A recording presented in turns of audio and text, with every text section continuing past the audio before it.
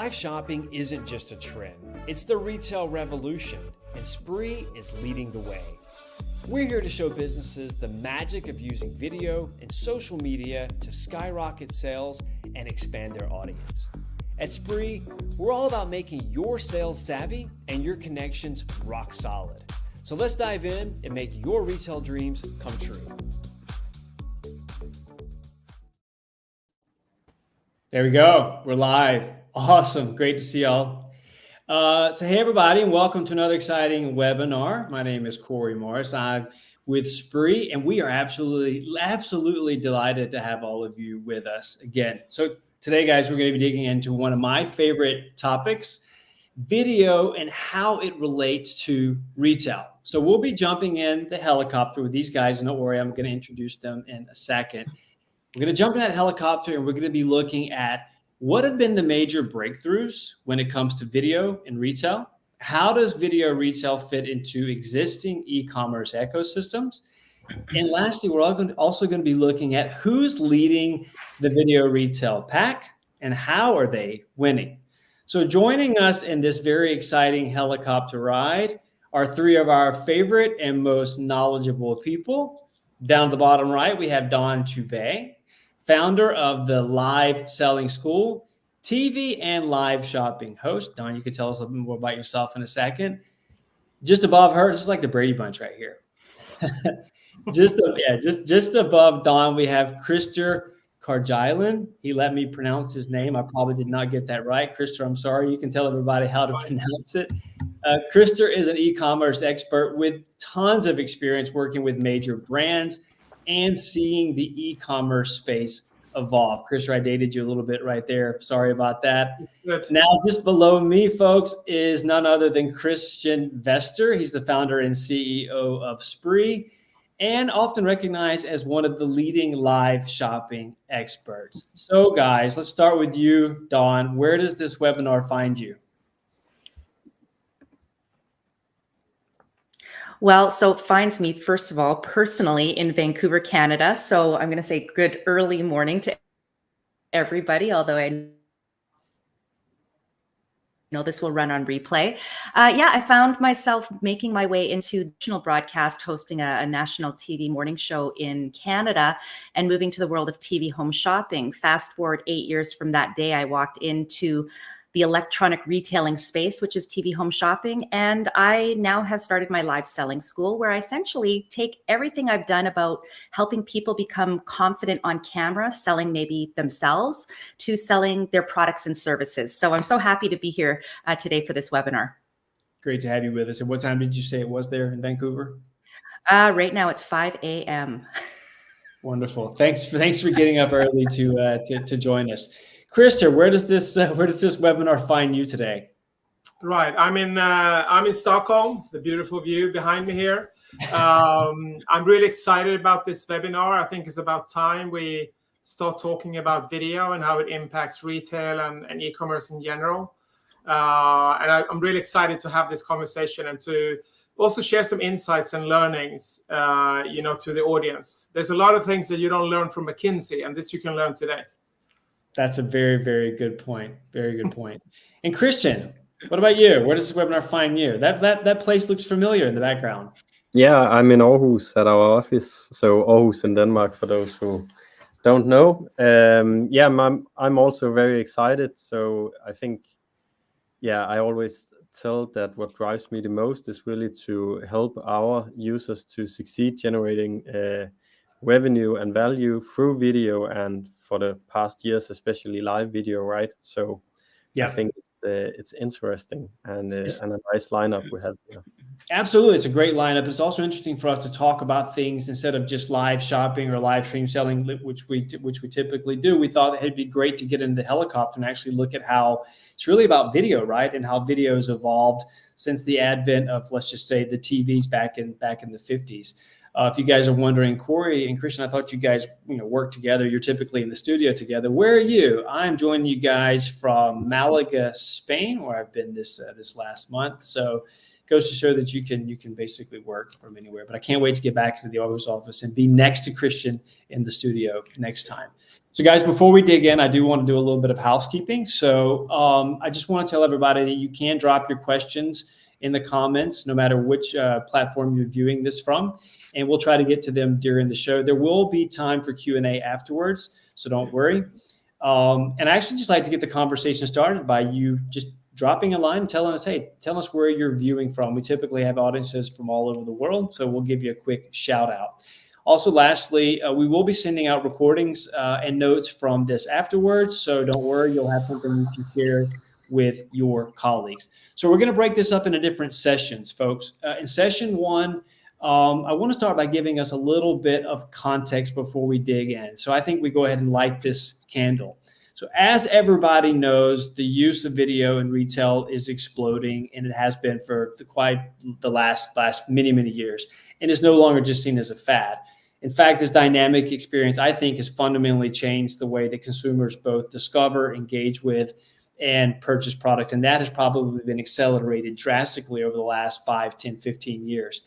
And I want to start by giving folks 5 indisputable reasons why video is so great for retail. First of all, videos are engaging and shareable.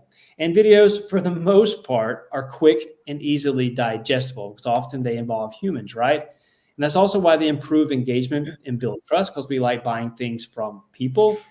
And that's also why they increase conversion rates, but also increase consumer comprehension, because it also gives us an opportunity to explain things. So against that backdrop, I want to start with the rise of video in retail, look at this from an evolution perspective, and really talk about the major breakthroughs that you've all experienced in your careers. Now, this starts all the way back from the 50s with TV commercials where we had televisions.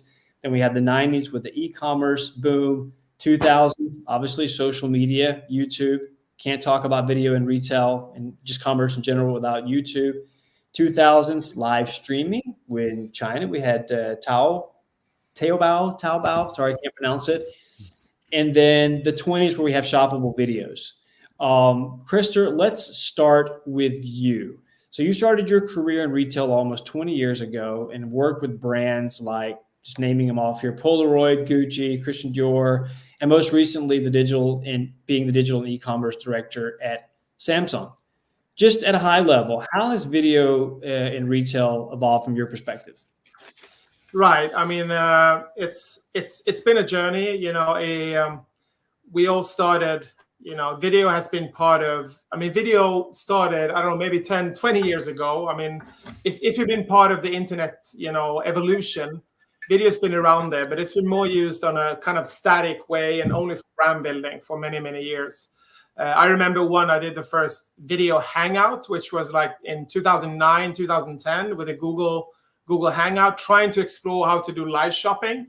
And since then, it's been a remarkable kind of journey in terms of how video has been used by brands for brand building, but also lately through driving sales. So I think it's been kind of exciting to kind of look at this. And there's been major companies, you know, you have YouTube, you have TikTok recently that are kind of pushing this. But I think the most important thing is also the consumer. I mean, if you look at the younger consumer, they are really pushing this. And to be honest, I think many brands are a bit late. They're not really delivering what consumers, and especially Gen Z and Gen Alpha, what they're looking for. So I think we're on a great journey. It's been taking some time, you know. I've been exploring this kind of video for many, many years, and I think we're here now. We're seeing some great numbers in terms of brand metrics and especially sales. And also, you know, looking at the live shows, live shopping shows that's been doing not only China, but now growing in the US and in Europe. Right. Thanks for sharing that. So when you're doing your time at as digital e-commerce director at Samsung, what were some of the major breakthroughs that you experienced? No, but we wanted to connect with a younger audience, and I was responsible for the direct selling to consumers. And we wanted to try out new platforms. And we started off doing the first live shopping show for Samsung globally, because we wanted to explore, you know, how do you engage with a younger audience and how do you do it in real time? So we kind of started to explore, different video platforms. And we ended up, going with live shopping because we thought that this was also part of kind of post-COVID, or actually during COVID-19. So everybody was looking for these kind of tools and platforms to engage with, because people couldn't visit stores. So, and it's been, we spent 2 years testing different platforms and formats and content. And clearly, once we're, tested and done, we could see some amazing results in brand metrics and sales. We doubled conversion rates, and the ROI is really great ROI for e-commerce. So there's been a lot of, and not to forget kind of the engagement also, because we reached out to consumers, all those fans, Samsung fans out there, and they were really excited about us reaching out to them and talking to them. They can ask questions to us. So I think that was, as a marketeer, I thought that was really interesting and also a learning experience for the whole marketing team at Samsung, that suddenly we can get direct relationships and conversations with our consumers and eventually customers. So I think that's a really good point, and we'll come back to that. The whole idea of real-time interaction. Maybe we've kind of broken through that wall that we've been trying to get through with video for a long time. That could be one of the major breakthroughs. We'll come back to that. But Don, I want to turn the question to you now. And obviously, you're coming at this from a completely different world. Your roots are in the world of the news media in North America, so you're representing the other side of the globe. And then you transition into being a TV host for Live Shopping Channel in Toronto, Canada. And now you have your own live shopping school. So that's actually quite an interesting journey that you've been on.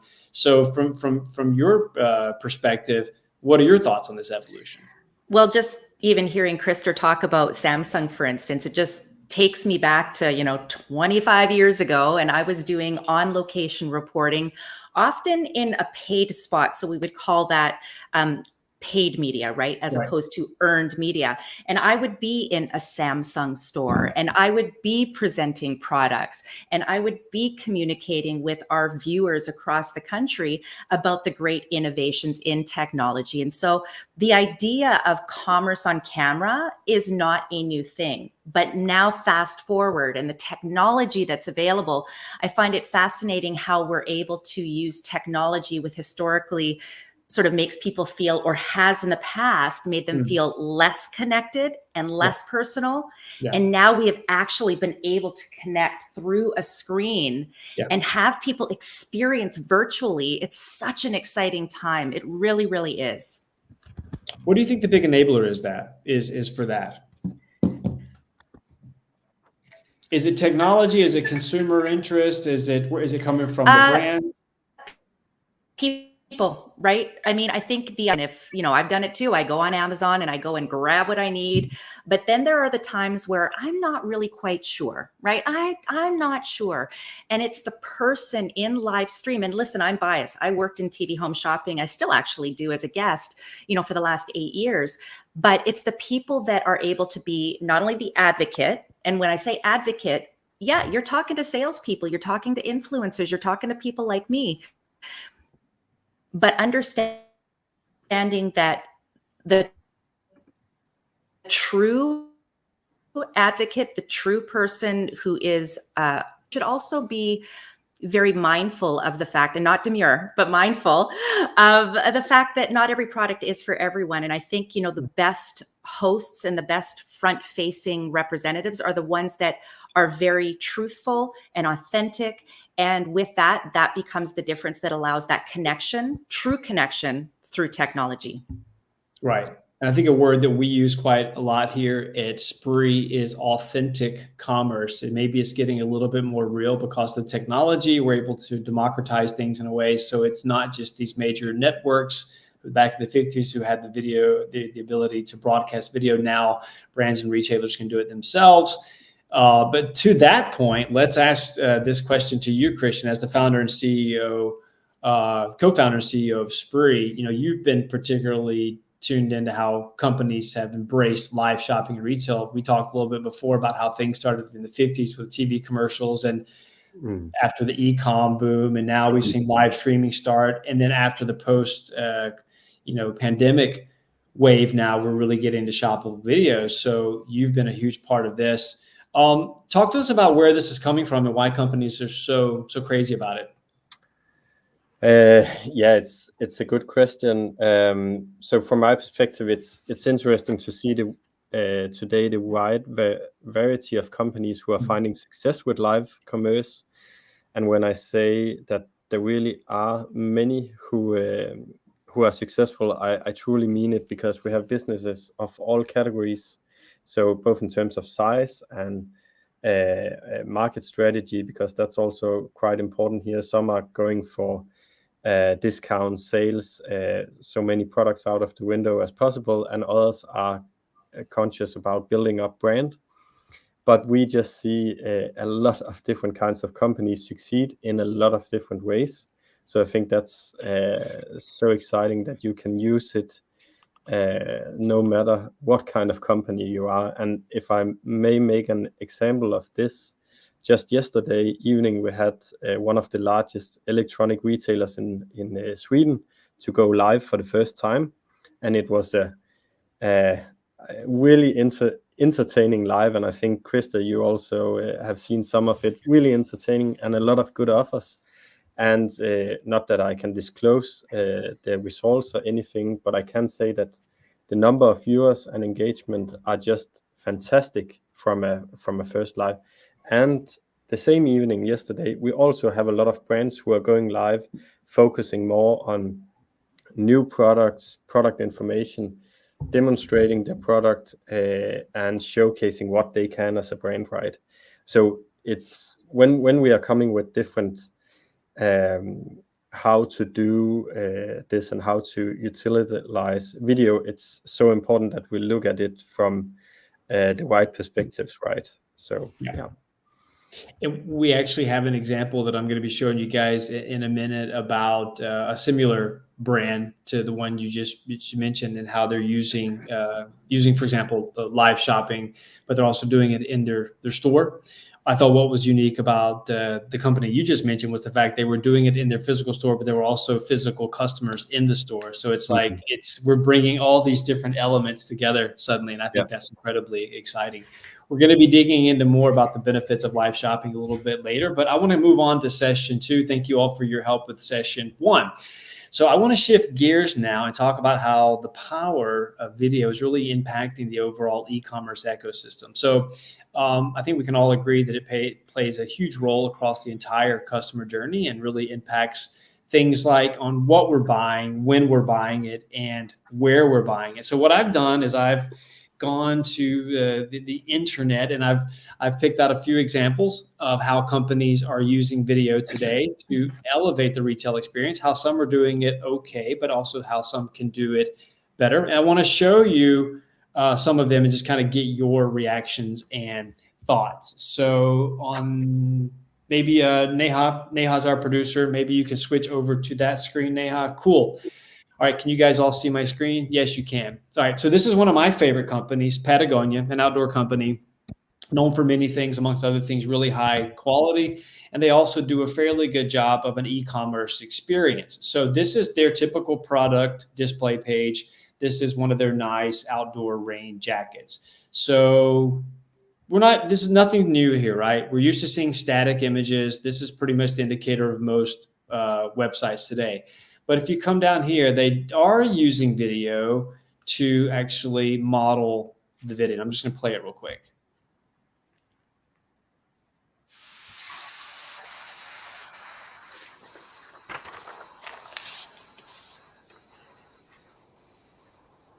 I'll fast forward a little bit. We don't have to see the entire thing.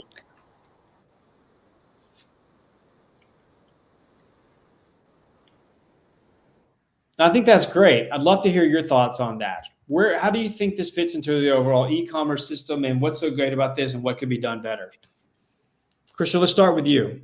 Yeah, I can start. I think, this is really good.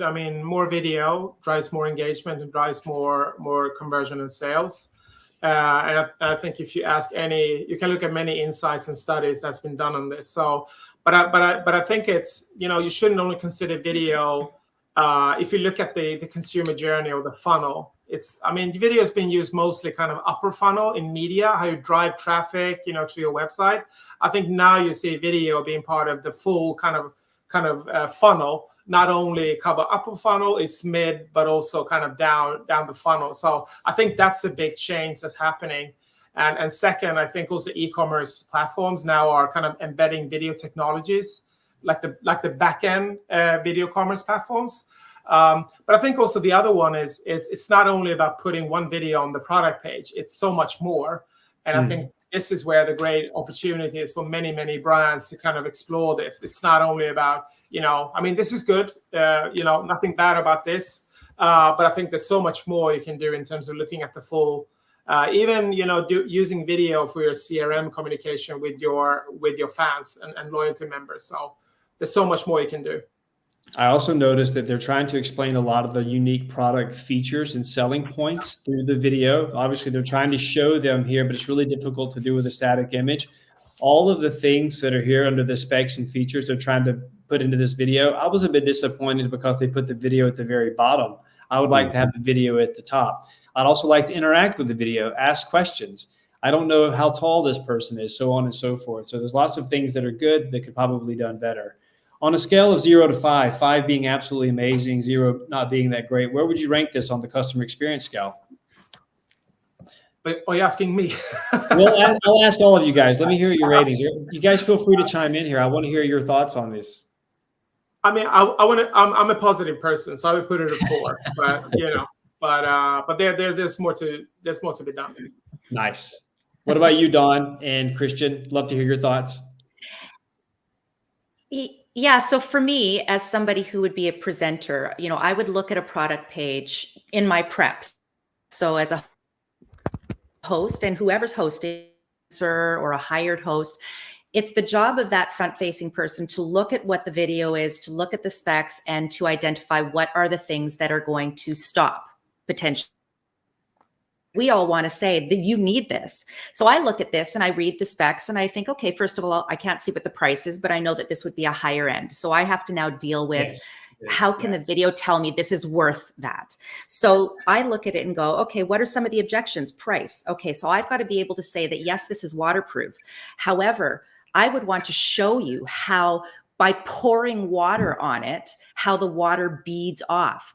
I would want to show you why the seam sealed elements of this is so incredibly important, and to understand that even using the term waterproof is something that people throw away as this, oh, it's waterproof. I want to show you that this is actually a legal term that is required by companies like this. And let me show you how they can say that because of the seams. How does it look on somebody? Would you want to size up? Would you want to size down? So then you start to realize, oh, that's why the cost is what it is. And now the person watching feels more comfortable adding to cart. So I would want to show some of those elements more than just a picture. To me, a picture doesn't always say 1,000 words. You need to hear the words once in a while. Right.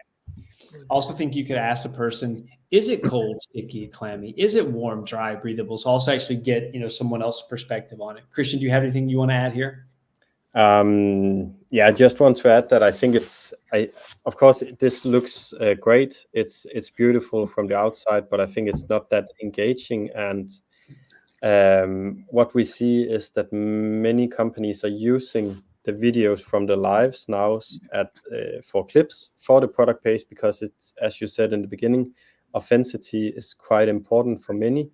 And I think here it's a good video. It's a model. It's a good model video, but you can take different takes on what a product video should do and could do. And I think there are a lot of opportunities here as well. Right. Neha, did we have a question real quick? I think I saw one come up. A couple questions here. So this is one.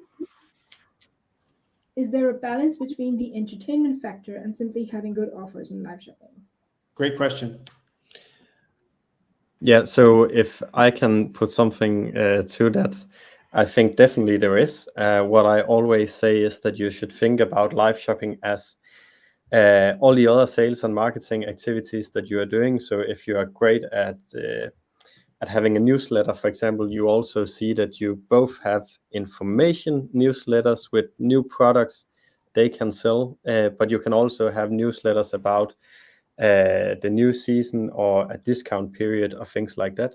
And you can also easily combine those two things. So we see a lot of successful live shows where 20% of the products presented is discounts, and the rest is actually just new products or products that they want to showcase in the live. But it all depends on what kind of brand you are and what you want to get out of your video commerce or live shopping shows.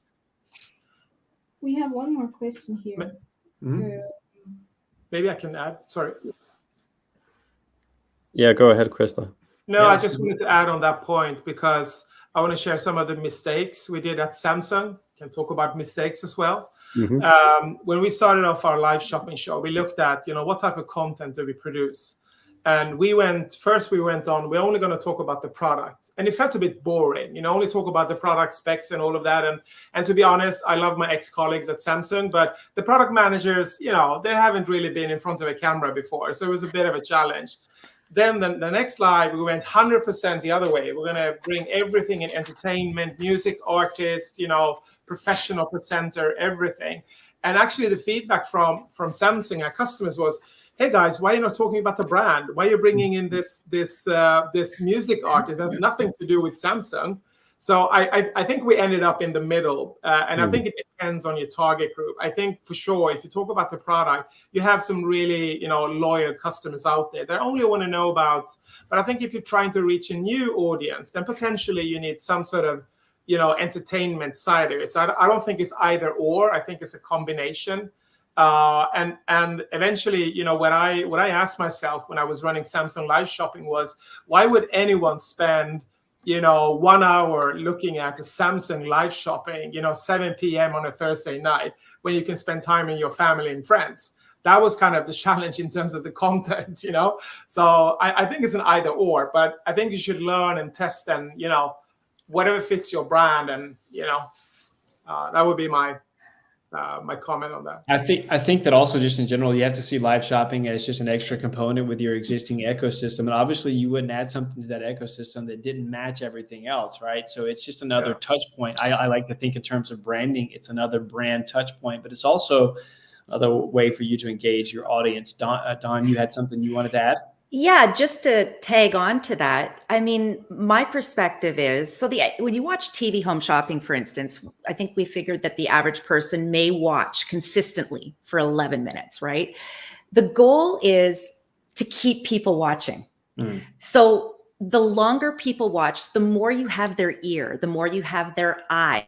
And with shoppable video, with live stream, especially when the product is right there on the page, even if you're not talking about that, but you've got the attention for whatever reason, it could be a musical guest, it could be a keynote, whatever it is. The longer someone watches, the more likely they're going to get converted, right? So we want to entertain them, but we want it to be relevant for sure. Absolutely. This last question from Russell, the latest question I should say, from Russell Stewart: for a shop with mostly local customers, can live shopping make sense for us? Christian, we have a lot of Spree customers. Yes. We only have a local audience. Can you talk about that? Yes, and we have so many great cases on this. And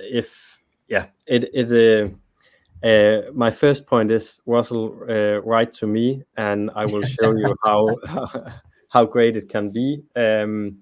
What we see is that those who have a local presence really can benefit from this, because even though you are mostly local, I'm not sure if it's because you are more a physical store, brick and mortar store, or what you exactly mean by local. But even though we have a lot of examples with physical stores where they create a community, instead of people are just coming into the store and buy, they get friends during the live shopping shows, and they also write, hey, I was in the store yesterday, I brought this, and then that's the product they are presenting in the live. And it's just a really good way to create a community and drive sales. And I have some numbers to share with you, so you can just write to me on LinkedIn or the platform you prefer, and I can show you. Great. So Russell, just reach out to us at Spree. You can find also Christian on LinkedIn. Now we're going to move on if you have any more questions. Okay, Roy. I'm sorry, Dawn, did you want to add something? I just wanted to add something very quickly for Russell, because I did just recently host a 9-brand local live stream shopping showcase, and these were all Vancouver brands. And so to answer the question is, does it make sense when it's your local customers? I will say absolutely, unequivocally, for sure. First of all, these brands ended up getting more traction into their physical store because this works as an advertisement that they had never experienced before. And for the local customer, the person who usually goes in store, they loved the fact that the store was brought to them. So I just want to ease that mind, is that you don't have to give up one to have the other. Yeah, and I think to that point, we often see an increase in footfall in the physical stores. I think Christian just alluded to that. I often see this as a combination of the physical and the digital. We like to use the word the phygital. So taking your physical store, combining it with the ease of purchase through your website, and then bringing that to your social media audience in a fully shoppable experience. So I think that's really important as well. Okay, let's save some of these questions for the Q&A in the end. I have a few more examples that I want to show you guys, and then we'll move on to the next section. So I'm actually going to speed this up a little bit, because one thing is to look at different websites. Obviously, there are tons of ways in which you can use video. A lot of people are using it all the way up in their headers.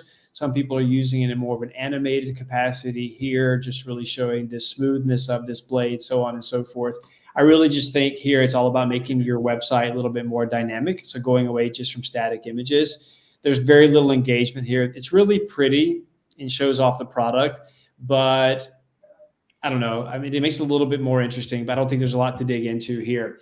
However, though, there's some really cool stuff here that I wanted to show you guys. This is a website that I came across, and I was like, okay, wow, this is really interesting. First of all, they're partnering with Snoop Dogg. I mean, what company doesn't want to partner with Snoop Dogg right now? He's super popular. But some of the ways that they were doing this was obviously using some type of video animation in the top. But I came across this. When you hover over some of these different products, you're also getting video. So this is almost like a way of showing a product demo without actually having to do anything. And this is the first time that I've seen this work in such a smooth user experience. Plus you've got the little buy this call to action with Snoop Dogg looking at that product. So I think this is a really fun, entertaining experience. It's something that I hadn't seen before. And when you do click on these videos, then you actually get a product demo. Really, really well-produced videos as well. So I thought that was a really cool experience. You guys have any additional thoughts on this other than the fact that Snoop Dogg is really cool? He's everywhere. Yeah. That was about it, huh, Krister? Yeah, that was it. No, but it's fun. I mean, I was just thinking, I haven't seen this before, so it was new to me. So thank you, Corey. I thought it was cool. I think it's an exciting way of adding video to the navigation. Making it a bit more Absolutely. interesting, and I think this part of their brand experience that they're trying to deliver to clients, that they're not the average brand. So, and of course they work with Snoop, so they're not the average brand. So it looks really good. I mean, kudos to the team. And also just kudos, just quick shout out to Snoop for staying relevant all these years. I don't know how he's done it. I used to listen to him like 30 years ago, and the guy is still relevant. He was also quite prominent in the Olympics. He's all over the place. Way to go, Snoop.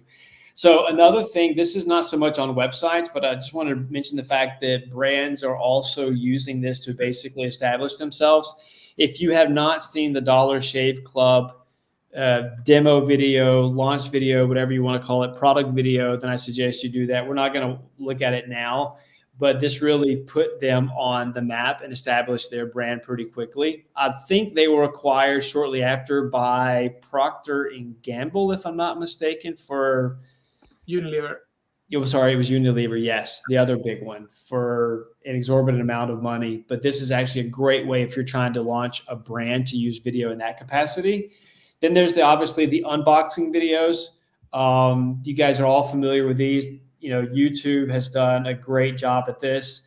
The cool thing is now you have people who aren't directly associated with your brand actually doing these unboxing videos. This is one of the most popular ones right here. 25 million subscribers doing this unboxing for this particular product right here. I think this is also a really interesting way how others are kind of controlling the user experience for better or worse, because some of these unboxings can also be quite unpleasant. We don't have to dig into that too much because we're a little bit short on time. But I also wanted to just give you guys, we talked a little bit about live shopping so far. So for those of you who've never seen it and just trying to really get your head around it, this is an example of a recent live shopping event for an electronics company, one of the biggest in the North, also part of the Currys electronic company based out of the UK. In Danish, it's called Elgiganten, which means, I don't know, Christian, how would you translate that into English? Putting you on the spot here. Electronic giant. Like right? the electronic giant. There you go. This was one they did, I think it was just a few days ago, where they were doing a huge birthday celebration. Before I show this, Christian, do you want to tee it up real quick? I think the interesting thing here also to the question we got earlier. So this is a birthday live where it's all about you can win great prizes. There is a lot of deals going on that it's only available through the light, so there is a sense of urgency. But actually, same company tomorrow have a live only about the new Apple launch. So that's more about information, introducing to the new products and so on. So that's also showcasing that you can use live, even that you're the same brand, you can use it in a lot of different ways, right? Yeah, absolutely. So I'm just going to start this, and we'll just watch the first few seconds just so you guys can get a feel, and then I'll just fast forward it. I need to turn the volume up. Here it goes. You got to hear the beginning. The beginning's great. Here we go. I'm not sure there is sound on. I don't know. Can you guys hear it on your end? No. No. Okay. Doesn't matter. But we can put a link in the comments. We will. Yeah. And people can see exactly. 1.5 hours. This is what the show looks like. You guys can go and experience it yourself. So they're just walking around the store. I think in this particular case, there's not customers in the store. And then the overlays there, that's what basically people write in the comment fields to make purchases. And these guys continue to do, new, fun, innovative things. I think it's a really good example of shoppertainment, where it's all about, building engagement. And as you said, Don, keeping people tuned in. We see on average that view times average between 20 and 30 minutes, which is great compared to websites, which can, bounce rates can be pretty high, and you can have people only on your site for seconds. So it's all about adding elements of gamification as well, and then getting people to comment so that you can actually use some of the algorithms that's built into Facebook to attract new clients, or new customers. But we'll share this, guys, with you afterwards, so you can go in and see it for yourself. I'm sorry, 1 second. I'm trying to get the exit button here. And then last but certainly not least, if you guys want to say, okay, this is great on social media, but can I also do this on my website? Here's a really good example of a company called Zizzy, which is plus size clothing, and they do the exact same thing on their website. So they both do these on social media and their website using the exact same show, so you can multi-stream across all channels. And as you can see here, this lives on your website forever. So if you go into one of these, you can see what that experience looks like. So they're doing a show. I come to the show and I say, great, I want to see them talk about this particular product here. I click here and they're talking about this product. So very similar, but also very different than what we saw before in terms of the product display pages. Here, if I want to actually go see somebody talk about it, but also see the questions that people ask and how they're answered, it's a much more dynamic experience. And if this were live, then obviously you'd be able to ask those questions in real time. So I think this goes to show how far we've evolved in terms of using video in retail, because now it's a much more dynamic, interactive, fully shoppable experience. So you don't have to go through a bunch of steps to buy a product. It's about removing as many friction points as possible to just make it as easy as possible for people to buy stuff. To that point, Corey, I'd just like to tag on, because a t-shirt is a very interesting thing. For me personally, I don't like buying t-shirts online because they can be stiff. I'm never sure if the neckline is flattering for, Yep. I'm a bit bigger on the top, for instance. I would show, and I don't have anything, but I would hold that t-shirt and I would show how malleable it is, how lightweight, show how fluid. I would give it a shake to show how it moves easily. Or It's even not use models to come in of different shapes and stiff, sizes and right? talk about what size fits them, and also just how it matches other clothing. You can also think about bundles as well. So there's upselling opportunities which you're not going to get elsewise. So there are lots of opportunities here. Cool. All right, let's shift gears, guys. I'm going to go back, Neha, if you can bring us back to the Brady Bunch view. Cool. Okay.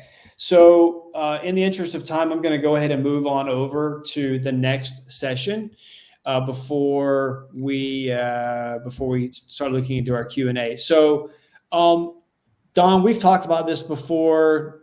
Christian, we've talked about this before. So when you look at actually who's leading the video retail pack, we just saw a few good examples. Who would those be? Like you mentioned, for example, Don, Elton John. Tell us more about that. Yeah, I mean, Elton John recently, this made big news in the entertainment world, is he was working along with eBay Live, where he was selling his stuff, like a little garage sale almost, right? It was called, I think, the Rocket Man resale. And he engaged in a live stream shopping event. Now, was he sitting there playing TV home shopping host? No, he doesn't need to do that. The fact that it's Elton John's clothing, his shoes, his sparkles, his flair, but he had utilized and I don't recall the names, but there was a prominent fashion influencer and a musician to essentially present the products. And I thought that was just so incredibly innovative and exciting. And it showed that, yes, I mean, we're going to bring it down to where the average person absolutely can have value in video and live and social and essentially commerce on camera. But to understand that someone like Elton John, they did this, and they did this ahead of their kind of not in-person auction, but ahead of their online auction. So they also used this as a surprise and delight for people that would think they had to wait for the official auction to be able to access early. So there was just so much that I thought was so interesting in that respect. Was this invite only? Was it for some of his exclusive club members, or?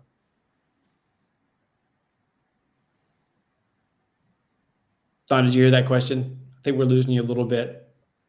No, I didn't. Go ahead. Go ahead again. Was that for some of his VIP members of his fan club? Yeah, I think what they probably did, and again, I kind of scanned what the obviously the article is, but I expect there was probably an RSVP element, which is huge also for building your mail list. So I think, once again, we talk about that halo effect. There's the opportunity as well to get that mail list going. But yeah, it was like a surprise and delight, right? Like pretty fun. Yeah. Christian, who do you think is winning the game right now? Oh, I I think there are quite many, and it's a bit hard for me to pick one out. But I actually think the electronic retailer that you brought up earlier on is one of them I see evolving with a high pace, right? And the other one you had, Sisi, is one who have been in the live game for a long time. So you can both be a newcomer and really pick on to all the good learnings from the other ones, and then have a go up through the roof. So that's two of them that I would showcase especially. And then we also have some direct to consumer brands where it's more about building relations to customers and showcasing what kind of brand we are and who are the people behind the brand, right? I think that's also some of them who are doing a great job. I think that's a really good point, that in many ways, this is humanizing the brand. It's personifying the brand. And I think that's very Gen Z, Gen Alpha as well. It's like, let's de-glamorize things a little bit and just show us in our pure self. I think that's maybe a transition that we're moving into. And Crystal, what about you? Who are your favorites and why? I mean, there's many brands, but I would particularly say the beauty and the fashion categories are kind of leading this. If I look at, also in the US, I mean, we have Olaplex in the US doing an amazing job with the shoppable videos. We also have another brand, which is one of my favorites. I don't buy products there, but I just love how they use video. It's called Beach Waver. They're selling like beauty products in the US. It's a D2C brand. They do live every day. And it's their founder. She's most often in front of the camera. It's such an amazing, experience. If I'm a client, I want to buy from them, or I want to buy from her. So, and then they also mix it up with influencers that are testing their products. And then there's so many others. But I would call out, look at what's happening in China. And I'm not talking about the live shopping. I'm talking about what's happening now with, for example, the car industry, where the EV brands are moving into Europe and US. Look at how the car dealership are, how they're selling cars in China right now. They're using live shopping from the dealerships. That's how they present the cars. You book a presentation, you have a conversation with the salesperson. It's also more of a personal experience. Right. So there's a lot of things happening now, and brands in the US and Europe, you need to pick up, because otherwise, there's going to be another, BYD brand coming in your category. So this is, but there's others. I mean, there's Dyson. Dyson is doing a great job as well, especially in the UK, but also in the US. So there's many brands. But I would say the beauty and fashion brands are kind of leading the pack if I look at the industries right now. Absolutely. I think we see that as well. Also, electronics is pretty big. And in the UK right now, we're seeing a huge uptick in terms of the arts and crafts industry really leaning into this. I think every product to some degree has a story that needs to be told. And I think this is where live shopping actually gives us an opportunity to tell those stories. So you guys have all kind of alluded to things that are going to be happening in the future, but let's dig into that a little bit more. If we look at the near and maybe distant future in terms of video and retail, so let's talk a little bit about what that may look like. So Christian, if you look into the crystal ball, you've got a crystal ball in front of you, shake it up. What do you see? What do you see in 5 years? Oh, in 5 years, that's a long time, right? But a lot can happen. I can say something about what we see right now. So at the moment, we see that those who are already succeeding with using live video commerce, especially on social medias, now try to use it even more on their own website. So they are making TikTok, Instagram reel kind of landing pages on their own website. For example, a beauty brand, then you go in and then you just scroll through very short videos, but they are shoppable. So it's because what we see in live shopping is that, okay, we can have people for a longer period, 20 minutes as you mentioned, but there is also a need for having the more fast experience, and we can make that on their own website. Maybe that's also a reflection of our shrinking attention span as well, but also very, very Instagrammable, and what we're seeing in terms of the movement across all these platforms and the whole idea of shorts. That's an interesting development. What about you, Christer? From your point of view, where do you see us in 5-10 years? I mean, that's a good question. 10 years. I wouldn't even, dare to kind of talk about 10 years, but I would say what's happening right now, and I think it's a call out for all brands out there, that video is not going away. Video is here to stay, and video is going to be more interactive, more personal, what it is today and going forward. And also, if you look at one of the key drivers for video has been the social channels. And instead of, if you're sitting there as a marketing manager or e-commerce manager and you're spending a lot of money driving traffic to your website, why not do a live shopping show on your social channels instead, and try to convert and meet customers where they are, instead of spending a lot of money just to drive to your site and then try to convert them on your website. So maybe this is a bit controversial for all e-commerce managers out there. I do apologize, but I think it's a way you need to relook on kind of the consumer journey. Where do you connect with your consumer? It's not only going to happen on your website, and media itself for social. It's not only for putting media or advertising out there. Connect and engage with your audience when they're actually out there, and build that community. I think that's also going to happen that brands need to kind of look into how do they build a community around their brand, but also around stores. Because for many, many years, there's been a strategy within big retail companies. Everything needs to be central. Everything need to come out from the HQ. That's going to change. This is my personal view. It's going to go down to the local store manager, local salespeople, how they talk to their audiences, and you're going to have live as part of that experience. You're going to do live from local stores. For example, you look at H&M today. They launched a new collection and sort of a rebranding. What are they doing? They're putting up, pop-up shops with music artists. They're starting now in London. I guess they will do a global tour. That's kind of one way of building that local community. And there's no reason why they couldn't do live shopping from that same music, experience that they're developing currently. So, and I think the other thing is, it's AI. I think there's going to be a pushback from people, us humans, consumers, shoppers, in terms of authentic content. What's really real out there. I think that's going to be a driver for video, and especially live video, because you want to have that. Because right now you don't really know what's real and what's not real, but live, it's actually authentic, as you were saying, Corey. And that's going to be, I think, make a big impact on your brand and sales in the near future. I think we'll see a hashtag avatars and such, but that's my kind of passion point. Well, let's leave that for the next webinar. I think there could very well be a counter movement, hashtag what's really real. I think I can definitely see that, because what is real, what's not real. Don, what about you? How do you think video retail will be in the near future? Yeah, I mean, just to tag on to Krister, I mean, again, this idea of bringing the store to people by having a person that can tour you around or tour you around a product, and to eliminate confusion. I think that's part of the job of a video in retail,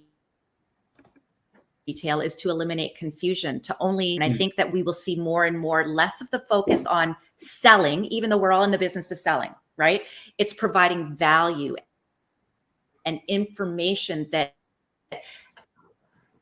helps a person make a decision for themselves where we are right now.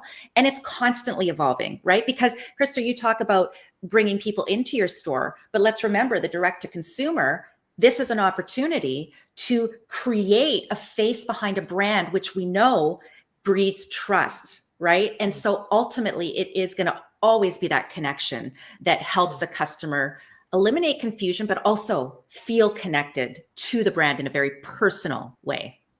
It's a really good point. Okay, so let's move on to, thank you all very much for your ideas about where we're going to be in the future. I think if any of those things, and just half of those things come true, then I think we have a very bright future with video and retail ahead of us. So let's look at the Q&A session. I've been following the questions over here. There's quite a few that have come in. Neha, have you selected? I know you're helping us with the curation process. Are there any that you want us to jump on to start with? Yeah, this one. Okay. If you are in retail, fast-moving consumer goods, what would be an optimal time? We get this question a lot, to run the show. So I think that's a twofold question. It's like, how long does it need to be, and when would be the best time to actually do it? Oh, that's a good one.